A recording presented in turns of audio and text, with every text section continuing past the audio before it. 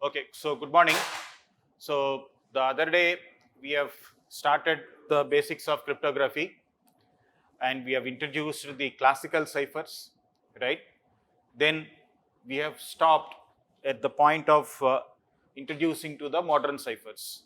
And then the other day, Professor Aishwarya has given about the fundamentals, backgrounds of various crypto systems and all. So now we continue our discussion. So what we have learned in the previous classes were about that the classical ciphers are of actually based on what are the categories, like we said, what are the categories we said? Number one, based on the keys, right? You have what types? You have symmetric, and then you have asymmetric, then we have keyless, right? So this is one classification we saw. The other classification, what is that? The way the text is organized. What is the way the text is organized? You have block and you have stream, right? And what is the third one? The operation, the technique. So operation or technique, right? So we saw two types. One is the substitution and the permutation. We saw various ciphers. All the classical ciphers what we saw, either they are block based or stream based. Similarly, they follow either substitution or permutation, right? But when we have concluded the previous session, we said these are all classical ciphers. Like, what is our focus? Our focus is on the modern ciphers, right? So all the modern ciphers, what we are actually dealing with, all the modern ciphers, they follow what? They follow both block and stream. They also follow the substitution operation and permutation operation. You can't rely only on the one operation. By the way, what is the goal of substitution, we said? What is the goal of the cryptographers by performing the substitution operations? To confuse the attacker, right? The goal of performing the permutation operation is to diffuse the information, right? So we proceed our interaction. We have actually the stream ciphers we discussed the block ciphers. Now in future, we will be discussing in combinations. Now if you look at closely, the way the stream ciphers have worked is this way. So you take the stream of plain text alphabets. So the stream of plain text alphabets. So your P is the plain text. P1, P2, P3, so on is the stream of alphabets. Then you have the key alphabets.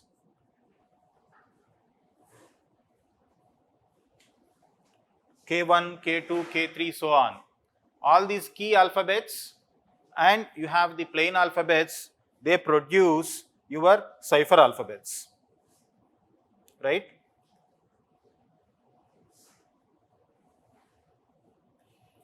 Cipher alphabets. So you have the encryption algorithm performing the operation to produce the cipher alphabets. Now we saw certain ciphers. Additive ciphers. Additive ciphers are, you have seen additive ciphers which are actually like a Caesar cipher. They comes under the category of what? The stream ciphers, right? What you did, you took every plain alphabet and then substituted with a alphabet that with which it is mapped, right? So it's a stream cipher, right? Not only the additive ciphers, other monoalphabetic ciphers, that whatever we discussed, they are also stream ciphers because they follow one-to-one relation and it's the stream ciphers. Similarly, Vigneri cipher. which is having the binary table in the background, it is also a stream cipher, right? Then we actually, saw the block ciphers, wherein which what we did, if you look at the block ciphers operation, you have a plain text. Then what you do that plain text? You take the plain text, then what you do the next? So divide. Before that, before encryption, what you do is, so you have to take the plain text, divide into blocks, equal length blocks. So the example that what you are seeing, what is the length of the block? What is the length of the block? You see the length of the block is 3 alphabets. How many blocks are there? 3 blocks are there. So what you do is that you take the key, apply the key over every block and produce the cipher text for that particular block. So take an example, PLA. So you get the cipher text for that particular block. Similarly, INT, get the cipher text for that particular block, right? We will see there are different modes of operations of this block on the blocks that we will see later. But now, for you to understand is that you take the plain text block, apply the encryption algorithm and the key, you get the cipher text block, right? So what are the block ciphers we have already discussed? Your Playfair, where in which you saw with the Playfair matrix, right? Have you remembered or you forgot, by the way, right? So Playfair matrix you saw, so where in which the block size is 2, right? And then we saw Hill ciphers, right? Hill ciphers are also block ciphers, right? Then, by the way, you just note down this cipher, okay? In 1939, Alexander D. Akpeyev, in his book by the name Codes and Ciphers, he gave this particular challenge, okay? What is the challenge? He asked the reader, find out what is the plain text. Of course, you need not write the plain text. You can just Google it with the title Alexander D. Akpeyev challenge. Okay.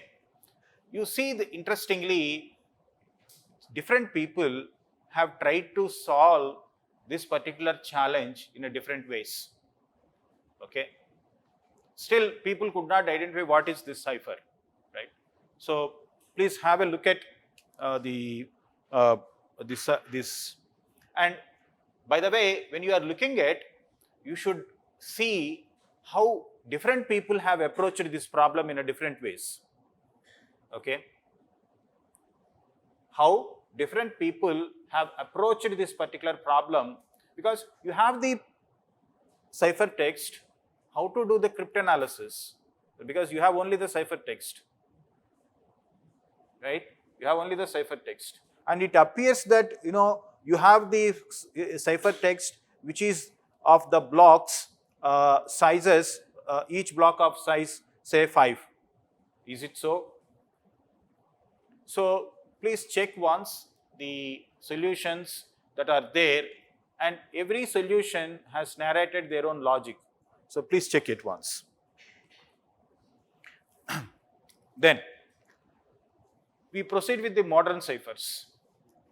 The other day I said, for the modern ciphers, you have, in terms of keys, you have symmetric ciphers and asymmetric ciphers, right? So what the symmetric ciphers do?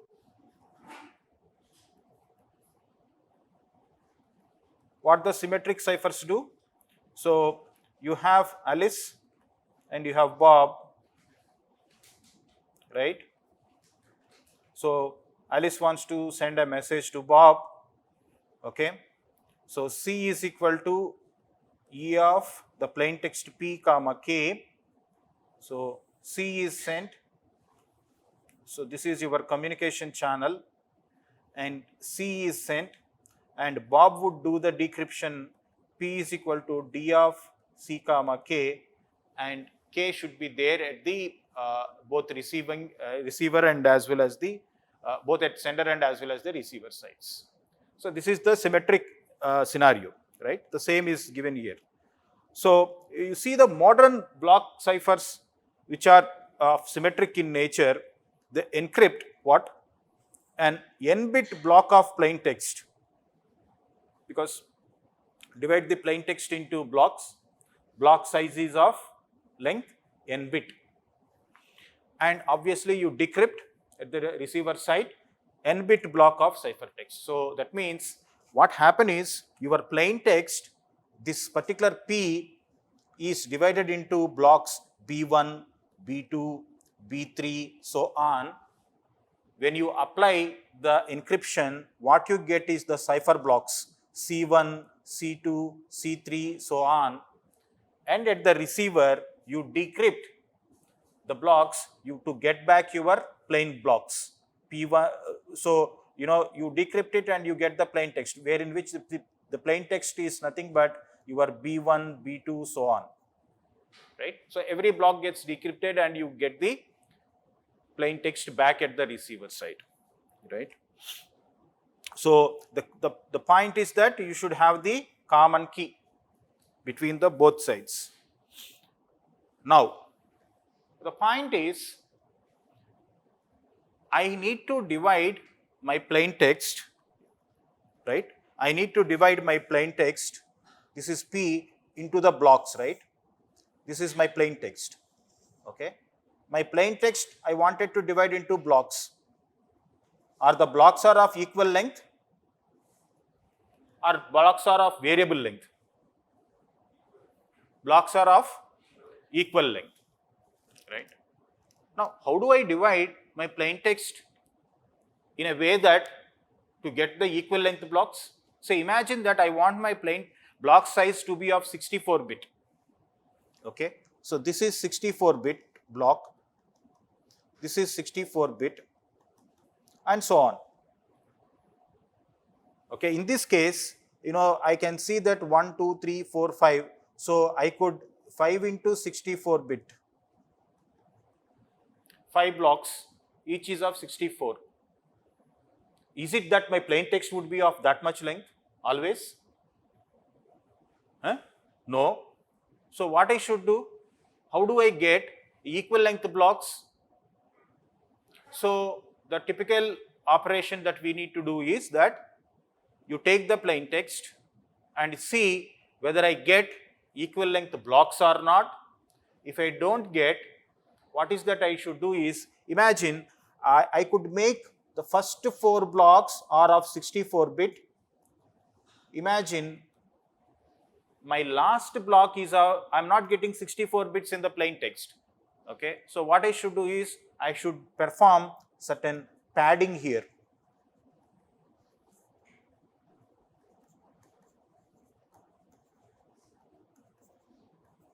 I should perform certain padding here.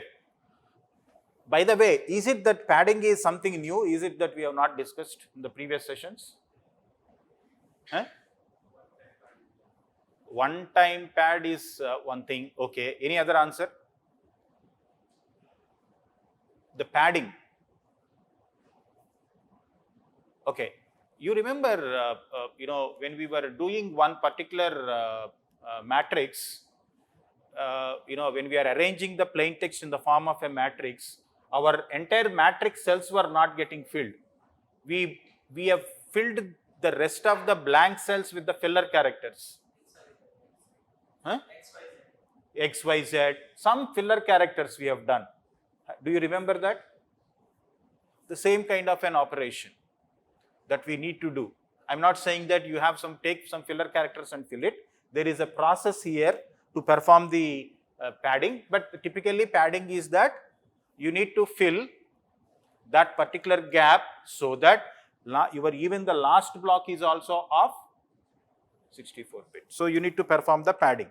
That's what is that means, So if the message is fewer than n bits, either fewer than n bits or some integer multiple of n bits. See, imagine if my message is of length 5 into 64, how many blocks I can make? 5 blocks. Imagine if my message length is of integer multiple, say take an example, some 8 into 64. How many blocks I can make is 8. But is it that my message would be always some integer multiple of length of the block? Certainly not. So obviously your last block would be of not length equal to the n. So I make the padding, right? Now, so if you take any ciphers, modern ciphers, typically the block size examples. So these are all various block sizes. Okay, 64-bit block, 128-bit block, 256-bit block, 512 block. These are all the message blocks in different encryption algorithms of the modern ciphers. Okay, so I just skip this. So you see this problem. Suppose that we have a block cipher where the block size is 64. If there are 10 ones in the ciphertext, how many trial and error test does Eve need to do recover the plain text from the intercepted ciphertext, provided the cipher is a substitution cipher, the cipher is transposition cipher. Please note down this problem. You have a block cipher. Okay. You have a block cipher.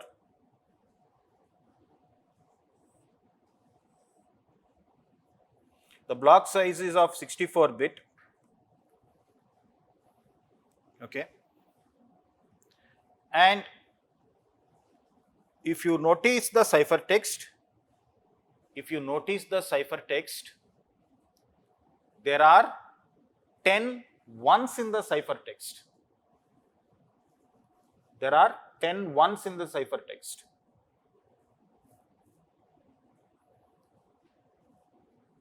Now the point is, if the attacker needs to recover the plain text, is it that the entire ciphertext is given? Is it that entire ciphertext is given? It says there are 10 ones in the ciphertext. That means what? That means what? The rest are all? Is it that the 10 ones positions are given?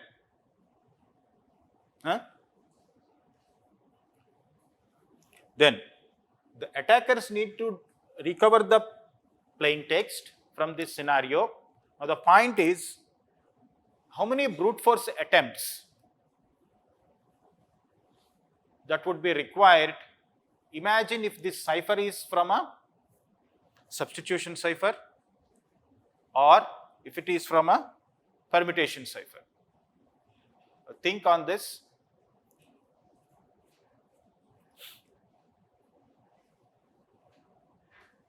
Any answers?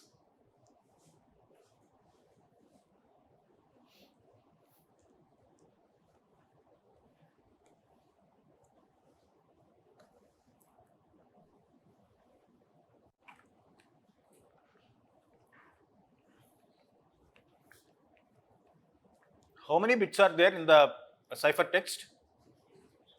Your plain text block is 64, so your ciphertext is also 64. Now, you don't know which operation is done, substitution or permutation. If it is substitution, how many brute force attempts are needed? If you have 10 ones and the rest are all 0. Similarly, if you have transposition cipher, how many brute force operations are needed?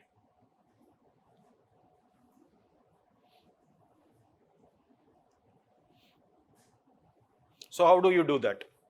Any answers, by the way? 64? 64C? 10 for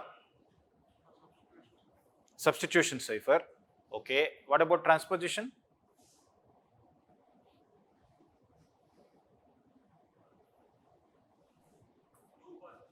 Sorry? 2 power 64. Okay. When you say 2 power 64, why?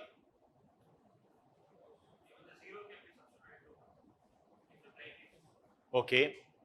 What happens in the case of transposition?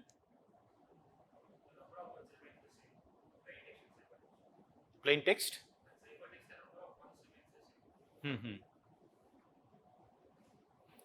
Okay. So keep this point in mind. We will discuss the solution later. So now we will proceed with the modern ciphers. Now the question what actually we posed here will give you an understanding about when I want to see the security strength of the substitution cipher comparing with the security strength of the transposition cipher, which is more secure. Okay, the substitution ciphers are more secure than transposition ciphers, but we need both because we have two goals to achieve. Okay, so this question gives you an understanding about what is the strength of substitution ciphers and what is the strength of transposition ciphers. We will discuss the solution later. Now, the other day also concluded with the components needed for modern ciphers, because in the modern ciphers what we are doing is performing the substitution and permutation. The substitution and permutation, right? In order to do these two things, modern ciphers depends on certain boxes called S box as well as the permutation operation we call it as P box. Okay. Modern ciphers depend on two types of boxes called S box and P box. Okay. So this S box indicate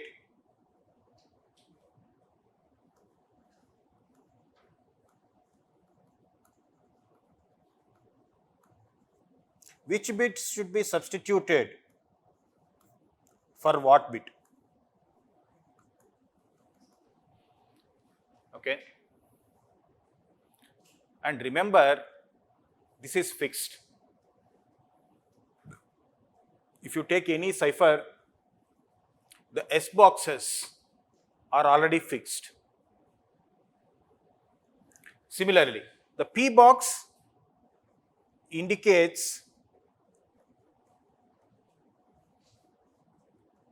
permutation positions of bits. Okay. So the S box indicates which bit should be substituted for what bit. The P box indicates permutation positions of the bits. There are actually the different types of P boxes. One is straight, the other one is compression, the other one is expansion. Okay, the other one is expansion. So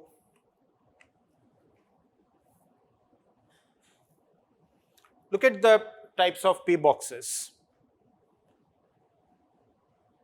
What do you understand from the first box? This is a straight P box. What it says?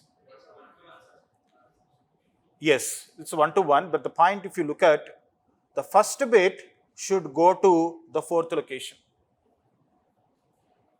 The second bit should go to the first bit location. Third bit should go to the fifth bit location. The fourth bit should go to the third location and fifth one goes to the second location. So 1 to 1. This is called straight P box. So it is telling permutation of the positions of the bits. Right? What next you have? You have compression. So the box takes how many bits as input? 5. How many bits is it producing? 3. So that means it is compressing. You notice that the first bit is going to the first bit. You compress the second one. Third one goes to the second. Fourth gets compressed in this case. Fifth goes to the third. So compression. Right? Next, the expansion. Observe the expansion box. What happened?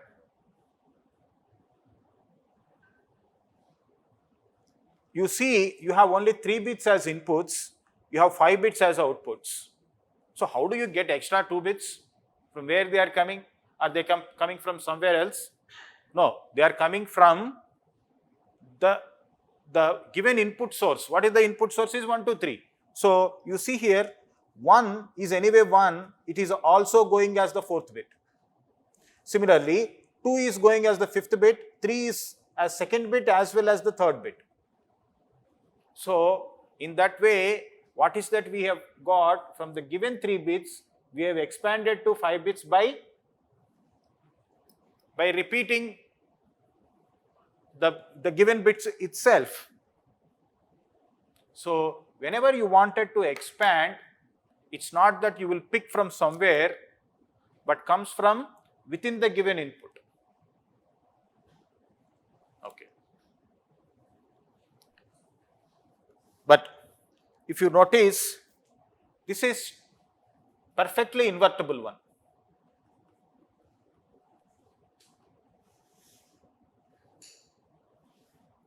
It is perfectly invertible. What about compression and expansion? Can you invert them? So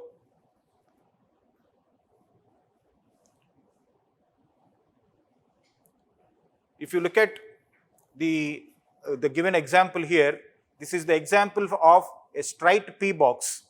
You see here, if you notice the box, there are certain numbers. What are these numbers? These numbers indicate the bit positions. So you have imagined 1 to 64. When that 1 to 64 undergoes this box, what would be the first bit of the output? The given input 58th bit, the given input 58th bit would be the first bit. Given input 50th bit is the second bit. That's how the permutation positions gets adjusted as per this particular straight P box. Okay. If you look at the compression box, it is with n inputs and m outputs, where your output bits are less than the inputs. That's what we have checked. Okay. Similarly, you have an expansion box wherein which you have n inputs and m outputs. Now the number of outputs is more. Okay. So finally, to conclude this, your P box is invertible, especially the straight P box, but compression and expansion P boxes are not invertible. What is the question that comes now? What is the question that comes now?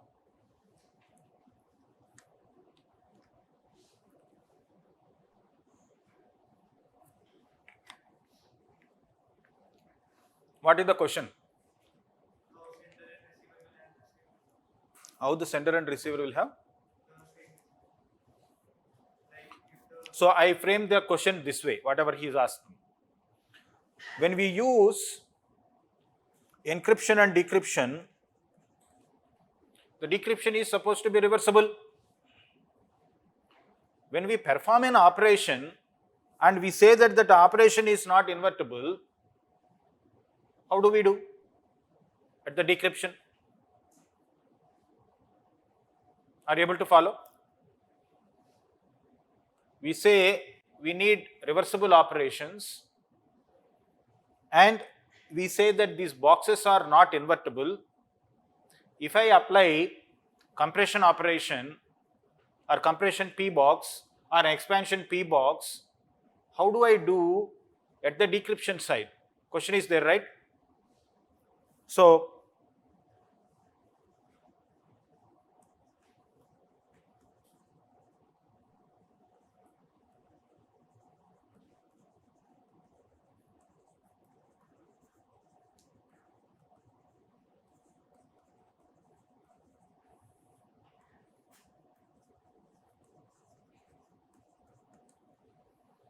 the question, right?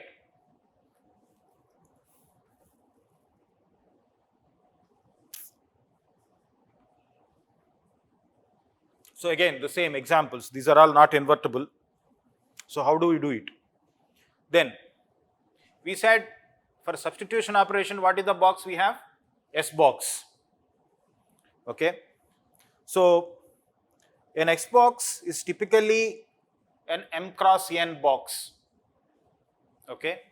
Like you saw the permutation box, right? P box, which has certain numbers indicating which bit has to go where.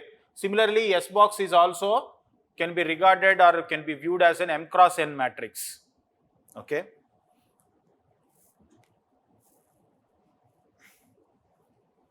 Look at this particular table. So this is my box.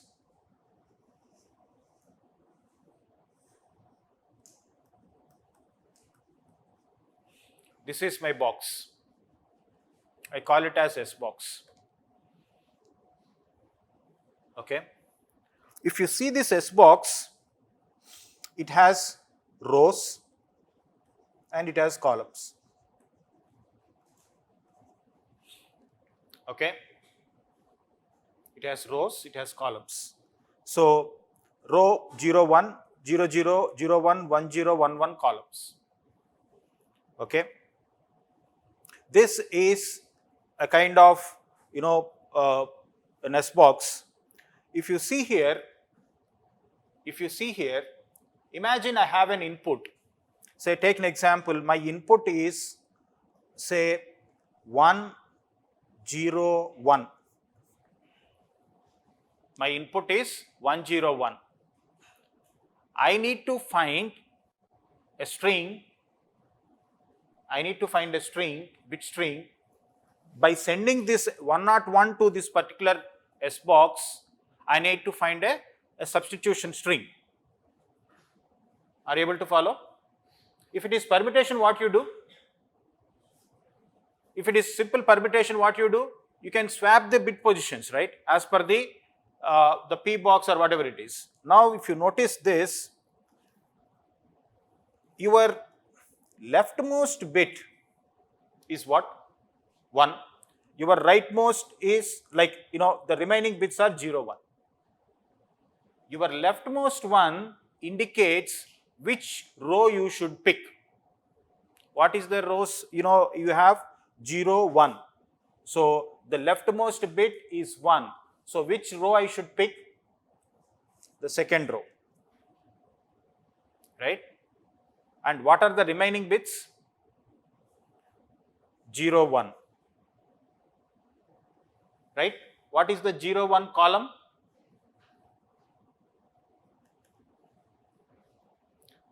What is the corresponding value? So what is that I am doing? I am going to take 1, 0, 1 as my input, and this gets substituted with what bit string?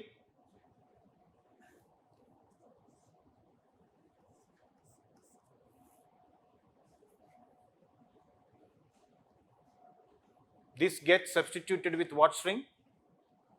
0, 0. So there is and remember, this particular substitution box is fixed. In the sense, this is the box given and you take any 3 bits, those 3 bits can be substituted with the bits that are given here. How do you substitute? By following the logic in the sense, take the leftmost bit that gives you which one? Row or column? Row. Remaining 2 bits indicate the column you should pick, and in this case, this one. Okay, this is how you need to get what are the bits that are to be substituted. Okay. This is one example. It's not that you have only this particular S box which is fixed. This is one particular example, right? So, in this case again you see here, what about 0, 1, 0? So, 0, 1, 0 produces output 0, 1. Okay.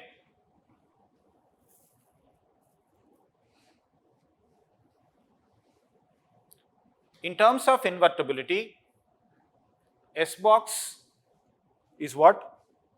May or may not be invertible.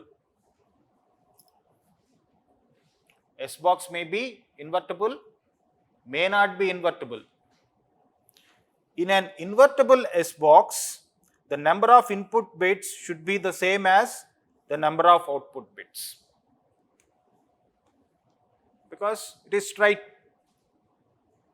Now tell me, the S box what we saw is an invertible or non-invertible? You are giving 101 as an input and getting 101 or essentially like 3 bits, and you are getting 2 bits. So it's a non-invertible one, right? Similar to your P box, you have a straightforward P box which is invertible, compression and expansion which are not invertible, right? There are other examples of S box. Look at the left side one. Invertible or non-invertible? This one. Because you are giving 3 bits as input, how many bits you are getting output? 3.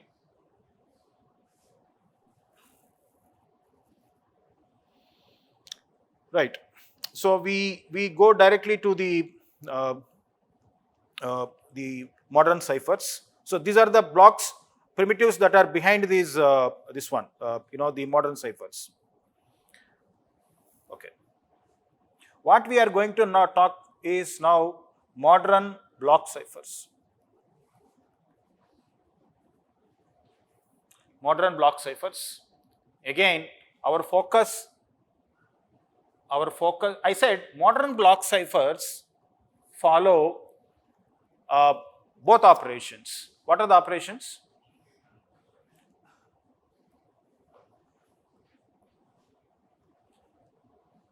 And one parameter is, I have not written. What was that other one? Modern block ciphers deal with substitution and permutation. What is that? Symmetric or asymmetric. So our focus is modern block ciphers which are symmetric. Okay. We deal now the modern block ciphers which are symmetric. So we deal now with the modern block ciphers which are symmetric. Okay. The roots for modern block ciphers which are symmetric lies with the ciphers. The most popular ones are the Fiestel ciphers. The Fiestel ciphers. Okay. So the majority of the symmetric block ciphers are of the category called Fiestel ciphers. Why they are called as Fiestel ciphers, we will discuss it later. We will discuss. So before we proceed, you need to understand one thing.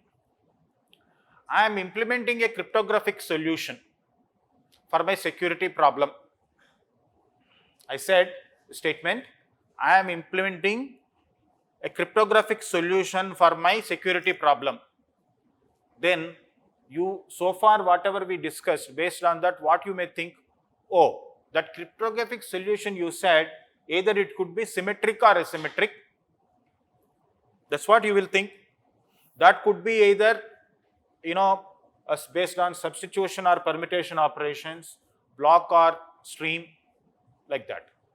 Then I said, no, all modern ciphers are all following substitution and permutations. So that means you think, okay, your solution could be either symmetric or asymmetric, and obviously following both substitution and permutation operations, right? But is it that is the thought process? Substantially not, in the sense that when I say I have a cryptographic solution for my security problem, I'll write here. A cryptographic solution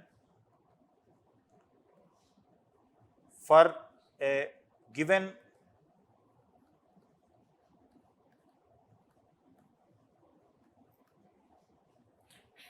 security problem will not just have only symmetric, will not have just only asymmetric, okay, but what it will have? It will need the cryptographic algorithms for key exchange. It will need algorithms for securing the confidentiality.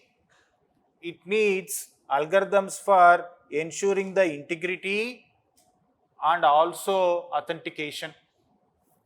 So that means my cryptographic solution deal with confidentiality of communication, deal with key exchange, deal with authentication. Then only I can say that I am providing a cryptographic solution. Okay? I cannot simply say that I am implementing symmetric key algorithm and I am providing a cryptographic solution. We've discussed a couple of security objectives. We said you need confidentiality, you need integrity, you need authentication, you need non-authorization, non-repudiation and all that, right? So if you observe, I wanted to ensure confidentiality. How I do it? I will go for only symmetric encryption techniques. I will go for symmetric encryption techniques, right? Now, what is the challenge with symmetric encryption techniques? What is the challenge that with symmetric encryption techniques?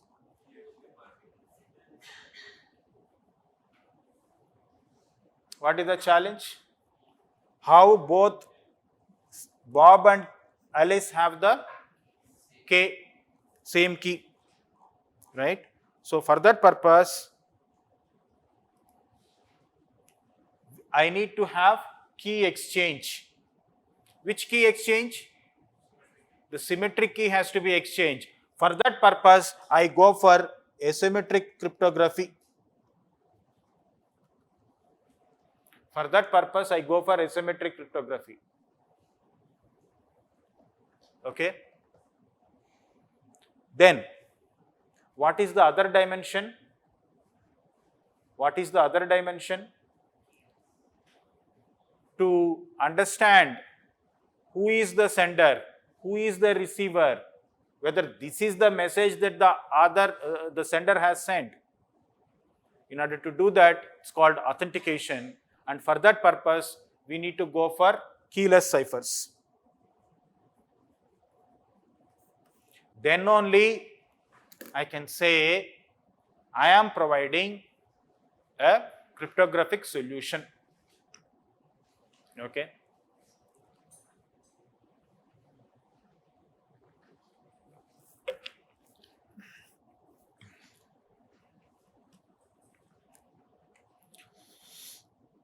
So these are the typical examples. If you see here, AES is Advanced Encryption Standard, which is a symmetric cipher used to secure the data or provide the confidentiality. Now, when I implement AES, what I should do on top of AES? I need to exchange the common key, and for that purpose, I may go for Diffie-Hellman key exchange algorithm. By the way, have you checked that paper? Today morning I have shared in the WhatsApp. In 1978, the paper was written by Diffie-Hellman. You notice what is this point says? The Diffie-Hellman is a cryptographic primitive used to exchange the keys. Which keys? Symmetric keys. Then you have a hashing algorithm called secure hash algorithm SHA, which is used for authentication and integrity purposes, right? Then one more important point. In modern ciphers, in all modern ciphers, we said, we are following block-based ciphers. Typically, there are two types of keys. Okay. In all modern ciphers, you have two types of keys. So, all modern ciphers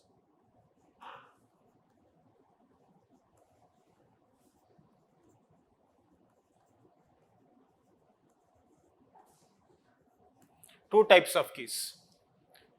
Are we dealing with asymmetric ciphers here? Are we dealing here with asymmetric ciphers? We are dealing with symmetric ciphers. What is the statement given? There are two types of keys. That doesn't mean that we are talking about asymmetric. We are talking about symmetric only. Okay. But have you noticed in that communication between Alice and Bob, two keys or one key?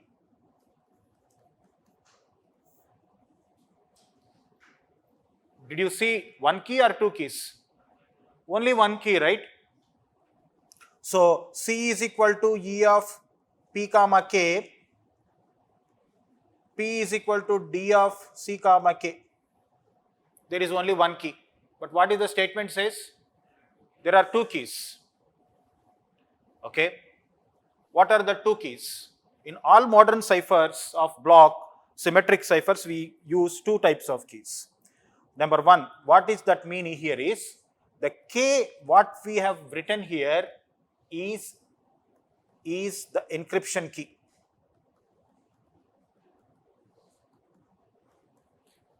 The key that what we have talked here is the main key, right? The main key. So, the user provides, the sender provides, while encrypting, only one key, that is K.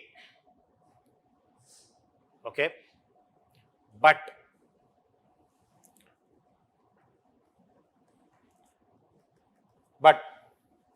from the given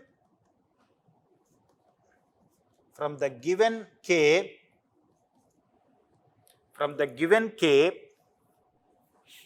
encryption process, I say encryption process generates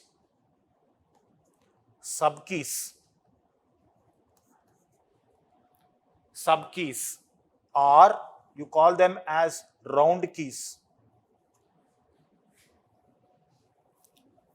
Okay, because all modern ciphers, Playfair cipher or whatever the ciphers we discussed, when you take the one plain text block, you perform encryption, you got the ciphertext, right? Again you repeated it. Again the encryption process repeated it on the same ciphertext. I repeat the question. Playfair cipher we saw. You took the plain text block. What is the size of block? What is the size of block? Playfair 2. Perform the encryption based on the 3 steps of logic. You got the ciphertext. Have you done this encryption process again on the ciphertext? what did we do with the affine? Affine. You did first multiplicative, then what you did? Take the ciphertext, perform again what? Additive cipher. So 2 times you have done. Okay. Have you noticed a double transposition? Double transposition. Do you remember double transposition? Permutation cipher. What we did there? Took the plain text, transposed based on the given key, take the ciphertext, then what you did? Again transposed it, double transposition, right? So that means so far whatever we discussed, you could notice that it is not that we are restricting ourselves by performing encryption only one time, rather we repeat. So when you repeat, what happens? It is like this. Number 1, just plain text to ciphertext. Otherwise, what is the second approach of affine cipher? Plain text and key 1, get the ciphertext 1, then take ciphertext 1, apply key 2, get the cipher. You remember? This is affine, right? What is the other one? Double transposition, plain text, key, get cipher, again apply cipher with the same key, get, this is transposition we have done. You remember double transposition? You could recall it or not? The other day we discussed, right? So that means we are repeating the encryption process. Now coming back to this current discussion about the, 2 keys. Number 1, I am giving only 1 key, but from that I am producing subkeys. Why I am producing subkeys? The reason is simple. So what I do is, I take the plain text P, I take the key K, okay, and I have to perform encryption. This encryption I will not just do only once, I repeat it. Okay, so I do encryption, say 10 times or 10 rounds. Okay, say 10 rounds. That means what? I take my plain text P, apply K, E to get the ciphertext. But now what I do is that, since I am performing 10 times or 10 rounds, what I do? I take my plain text and I take my key, but from this particular key, what I do is I generate 10 keys, K1, K2, so on, K10. And these 10 keys, I submit them to my encryption process. So C1 is equal to E of P comma K1, then C2 is equal to E of C1 comma K2, and so on. I take C10 E of C9 comma K10. This my C10 is the ciphertext of P.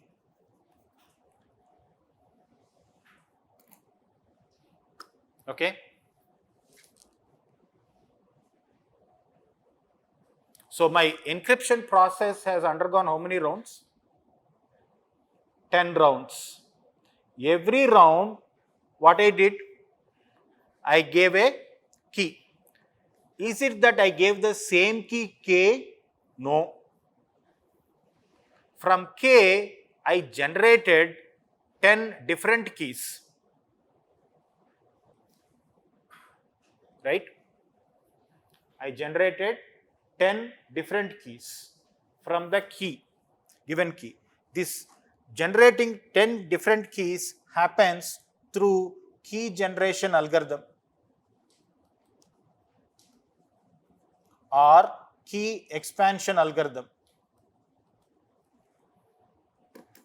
Are you able to follow? This is what is the happens under all modern ciphers. All modern ciphers, whether you learn any modern cipher, what is the one component in that algorithm? Number one, encryption process. Number two, key generation or expansion process. Why do you discuss about that key generation or expansion process? Because your encryption is happening for certain number of rounds, and every round needs a key, which we call it as a round key or sub key. This K1, K2, so on, K10, they are called sub keys or round keys. They are called sub keys or round keys. And they need to be produced from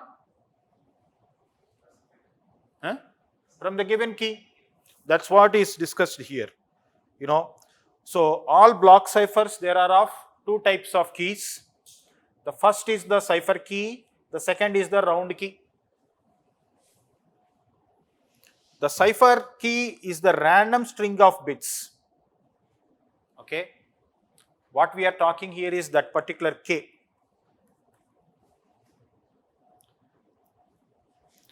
Right? And remember, it is supposed to be random. But is it truly random? No. All the system generated numbers are not truly random numbers, but they are all pseudo random numbers. Right? So all modern block ciphers have a separate algorithm called key schedule algorithm, key generation algorithm, or key expansion algorithm. Because from the given key, you need to produce subkeys. So what is the purpose? The purpose of using this key expansion, key schedule algorithm is to generate for each round slightly different key than the previous key. So that means, if you notice, K1 is not equal to K2. Similarly, is not equal to K3 and so on. So each one is unique. Okay. Now, sir, the question is what? What is the question that can come here? What is the question that comes here? What is the question that can come here? Single point of failure, okay. On this particular context. Sir, the question is this. When I implement symmetric, I am also implementing asymmetric for the purpose of key exchange. Which key exchange? K. Now you said what? There are round keys. There are round keys. Is it that I need to exchange round keys also?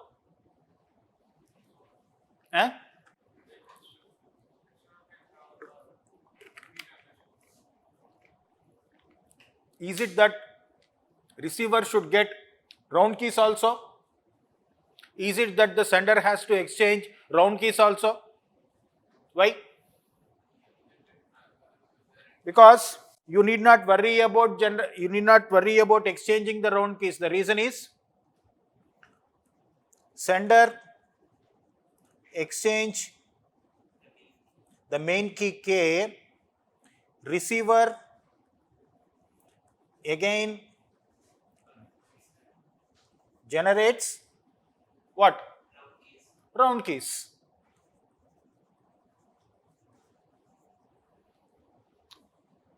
Receiver generates round keys. Receiver need not worry about generating, about the round keys. The algorithm can be followed. Okay.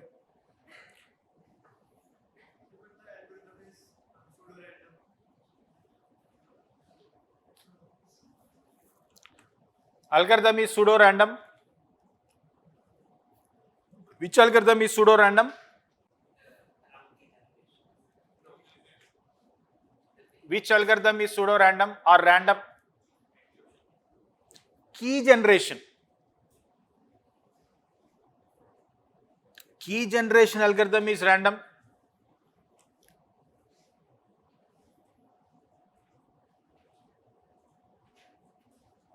What is this? The key is supposed to be random. Which key?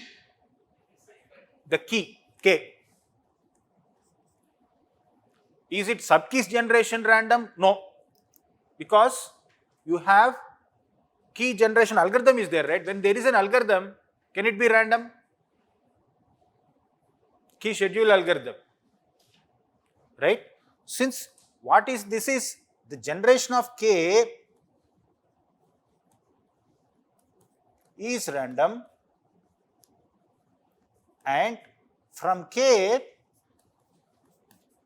getting K1 to K10 is through key generation, key schedule, right?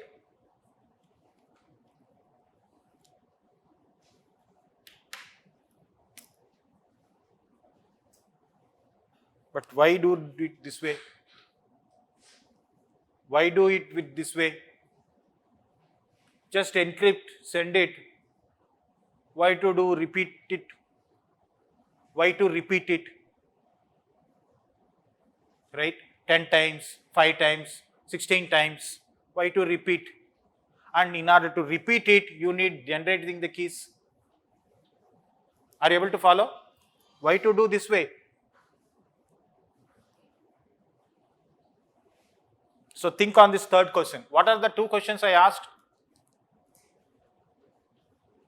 I said two questions.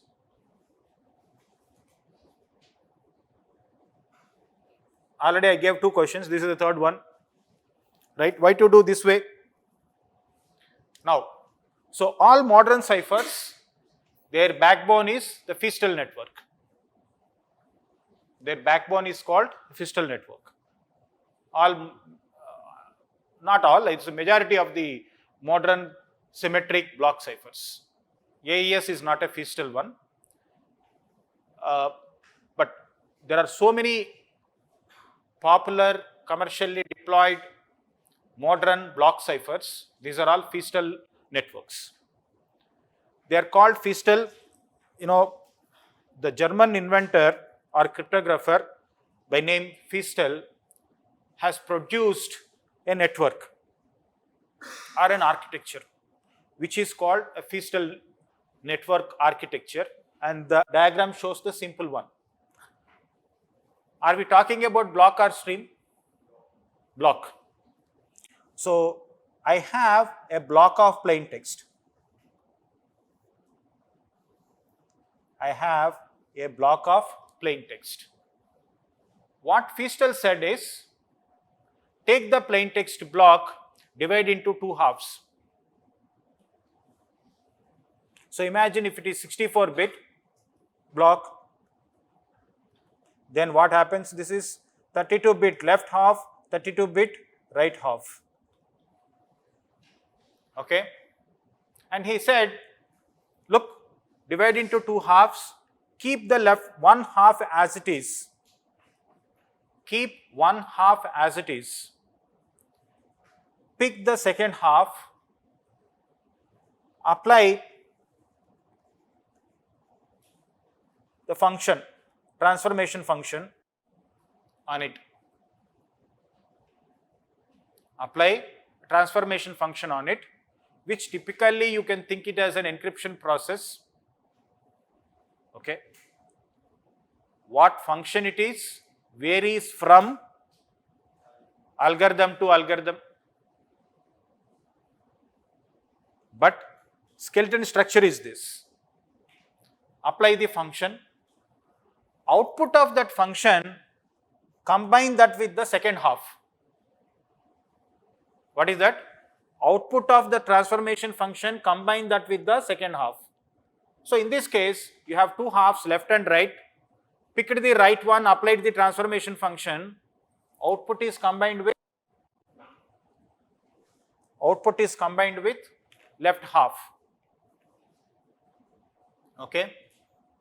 So whatever that output, that goes as the new right.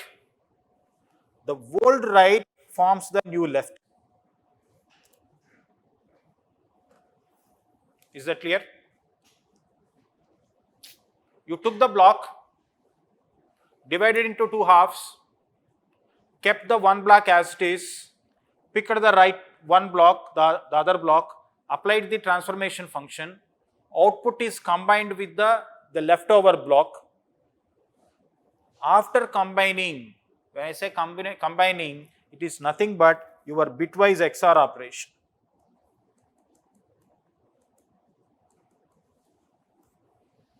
Okay, bitwise XOR operation.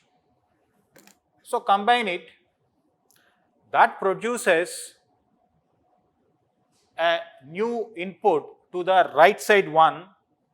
The earlier right is the new left. This is the structure. And he says, you iterate this process. Means what? Again, keep this left as it is, take the right, apply. Apply what? Transformation function. Iterate this. Okay.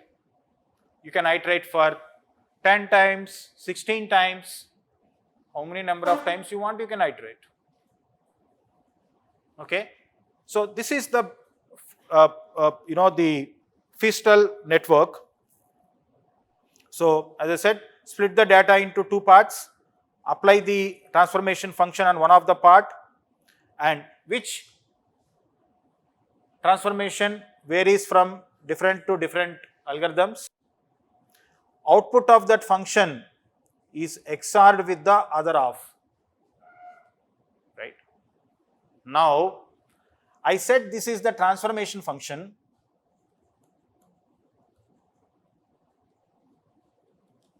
Also can be called as round function. Also it is called as round function. Right. Now, though it is not given here, when I say this is the f is the round function, it is taking the input from the right half. So my f is round function. What is the input to that f? Input to this f is your r. Do you think r alone would come? What else can come? Key. Because you have generated k1, k2, k3, so on, right? What are all they? They are round keys. So though it is not explicitly given here, what actually you will be getting is the round key ki. Right. So this is the backbone of the majority of the modern ciphers. Now repeat this number of times, 5 times, 10 times. There are certain tests that are conducted. Typically, if you repeat for 5 times, it is sufficient. But the standard algorithms, they like DES, it repeats for say 16 times. Okay. So if you notice, the Fiestel function is the basis for several algorithms, including DES, Blowfish, Twofish, RC5, Mars, T, so on. Okay. There are so many algorithms which are block symmetric ciphers, which are based on Fiestel network. So the main difference between these functions is about exact nature of the round function. So that means if you understand the skeleton structure of Fiestel and understand one of these algorithms, understanding the rest of the algorithms is easy, because what else actually you are actually doing in the other algorithm is how actually is what happening in this particular round function f, what is happening in the round function f, and number of iterations that you are performing. And most probably the key scheduling algorithm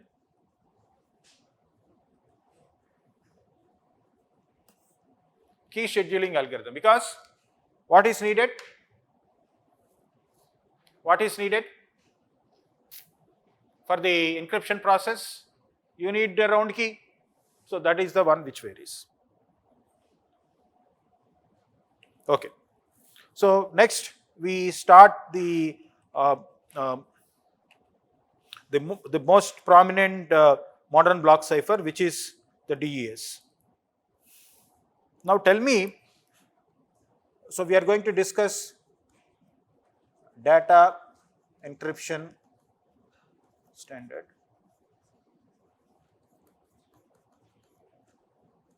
Fundamentally, what type of algorithm it is? Symmetric.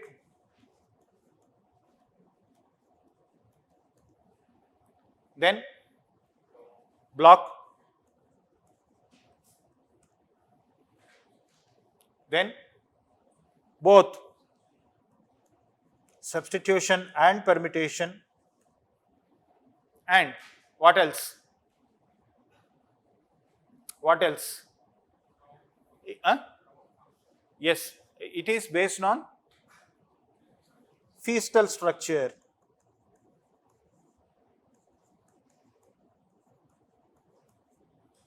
It is based on the Fiestel structure. Okay. Data encryption standard. It is symmetric in nature, block cipher, substitution, permutations, and Fiestel structure. In such case, what is the next point we discuss? What is the next point we discuss? Size of the block.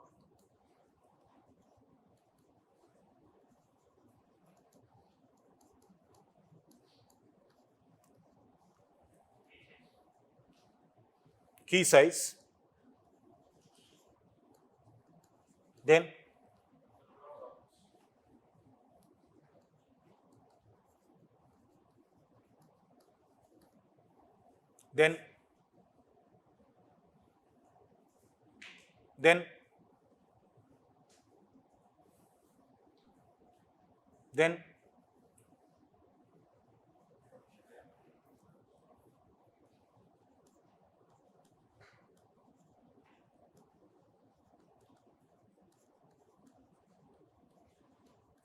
then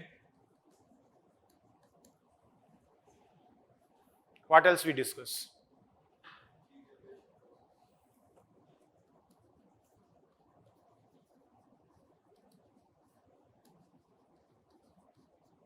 What else?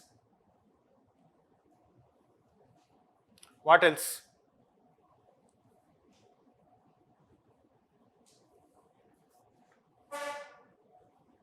Correct. These are all the points. See, we need to discuss. What else? On top of this? Correct. And before that? How do you do substitution?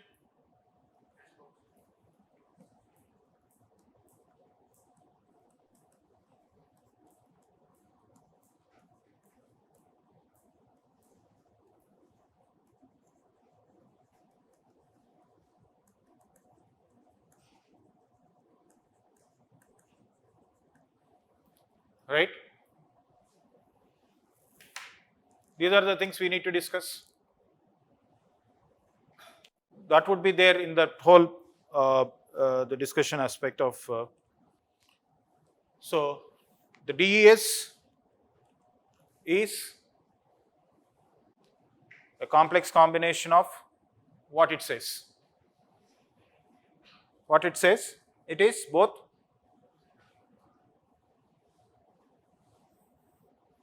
substitution and permutation.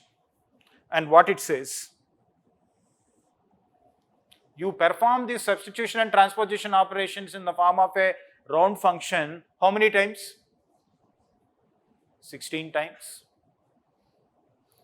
Right? And then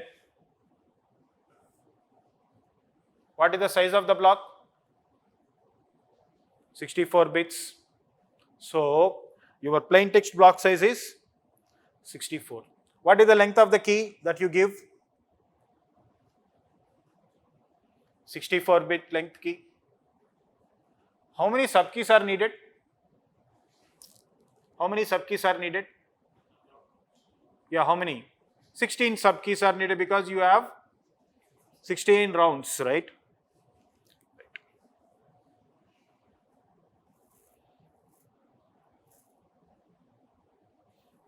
So, what is this diagram says? What is the Fiestel first operation, Fiestel network?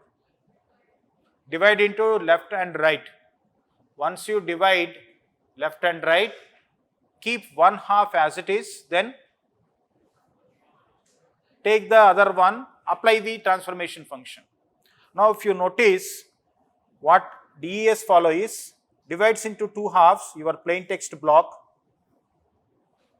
as left and right. So, left is kept as it is, you take the right.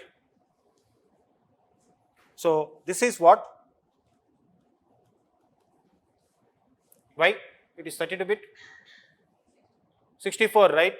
Your plain text block is of size 64-bit, divided into two halves, so 32 and 32. And you need to combine the key. Which key it is? Round key.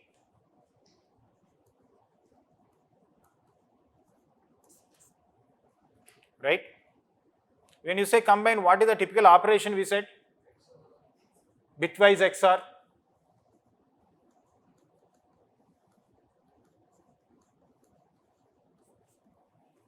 Output of that undergoes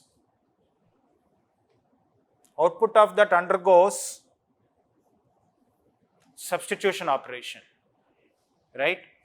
What do you need for this purpose?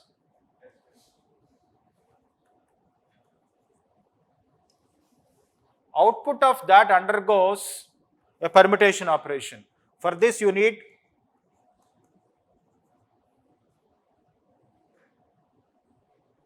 then this output is combined with what? The left. What do you mean by combine?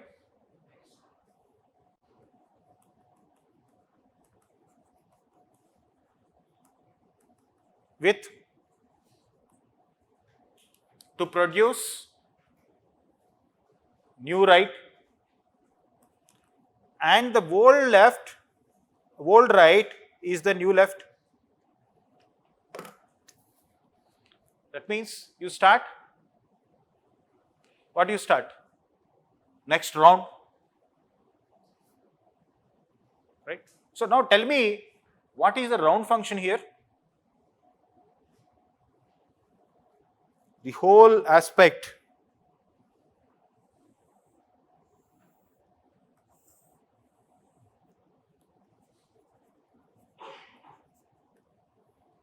is regarded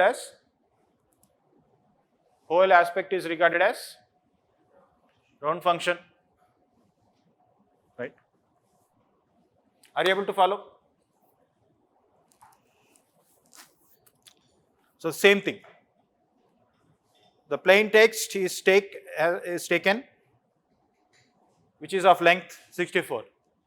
Now, what is that length given for key? What is the length given for key?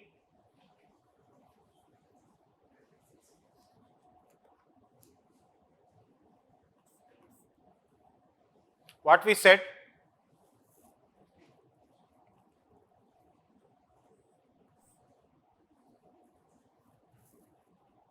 what is this here?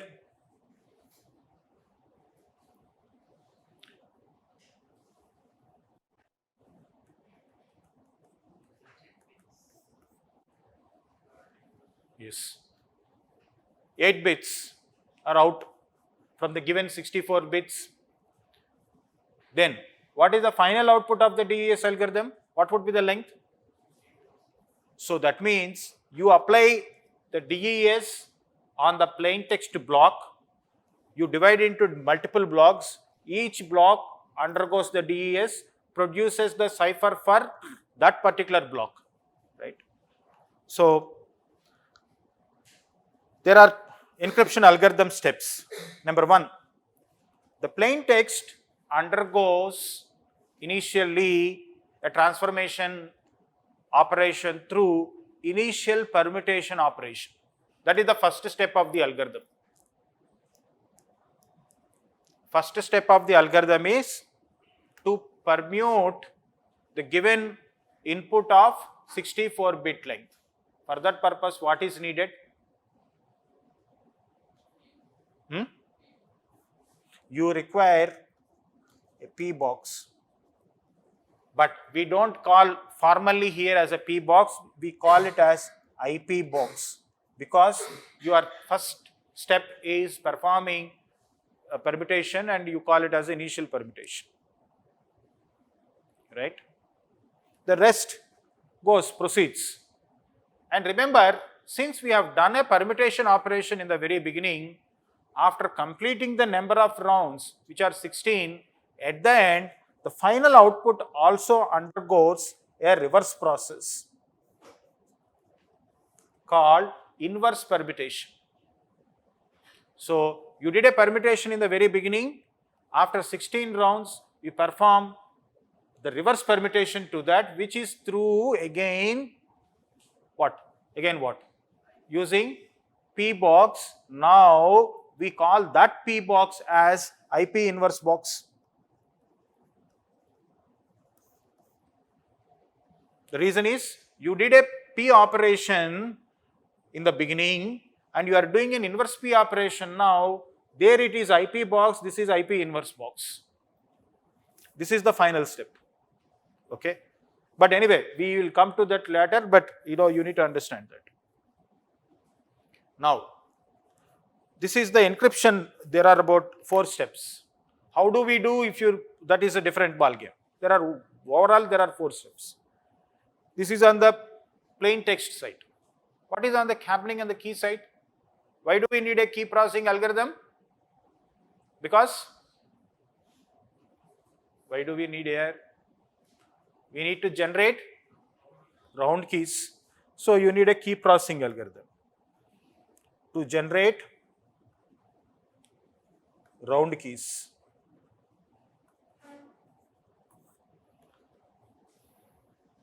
So if you notice the steps involved in the round key generation process, the initial 64-bit key is mapped to 56-bit. Then the 56-bit text or the key text undergoes a permutation operation, and obviously you need P box for this, separate P box. Then for each round you need to generate or produce a sub key. There are 16 rounds. How do you do that? Through the operations such as a left circular shift and permutation. What is meant by left circular shift? So shift in this way to the bit position to the left, to the bit position to the left, to the bit position to the left, and it is circular. We will discuss that later. So okay, this is how you perform the shift operations and at a circular shift operations. This is to produce what? Not random round keys. What is random? The key that you have already got, the 64-bit key, is a random one. So this is the overall structure of DES algorithm.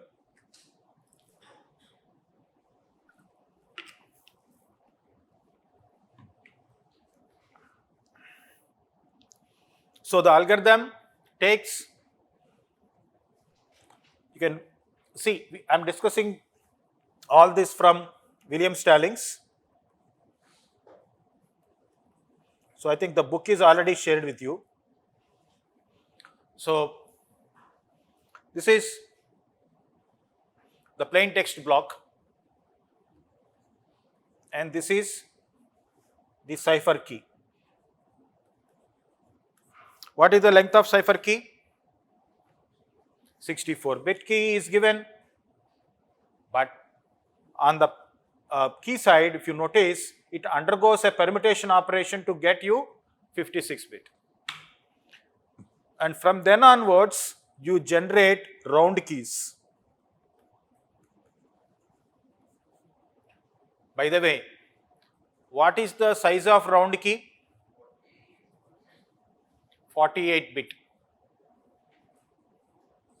Each round key of size 48-bit.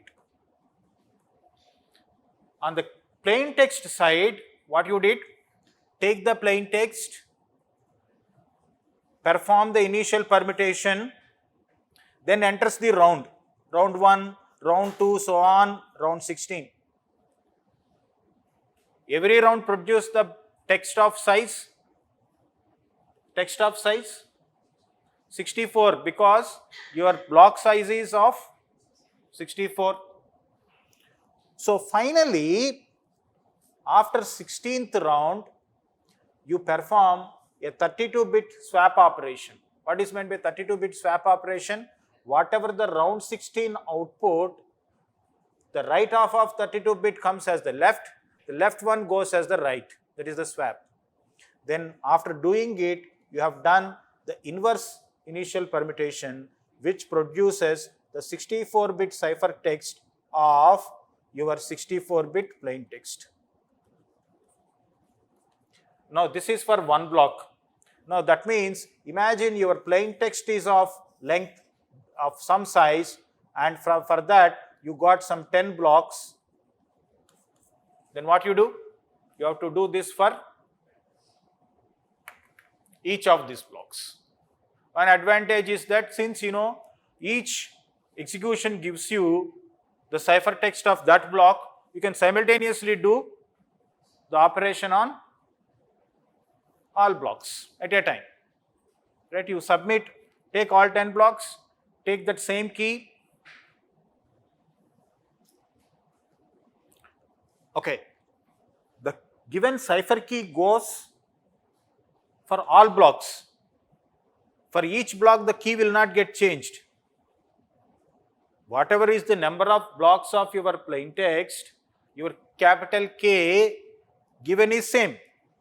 What varies? The round key is varying. Are you able to follow?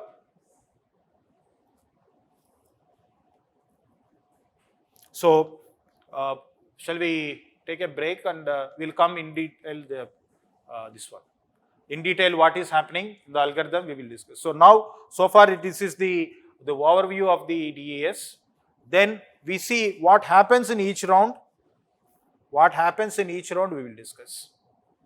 Now when you understand the DES, understanding remaining modern block ciphers which are of Fiestel backbone is easy. The reason is, what varies? The inside round function varies, and your key scheduling process. Rest, dividing into two halves, performing the operations, and all would be the same. Okay.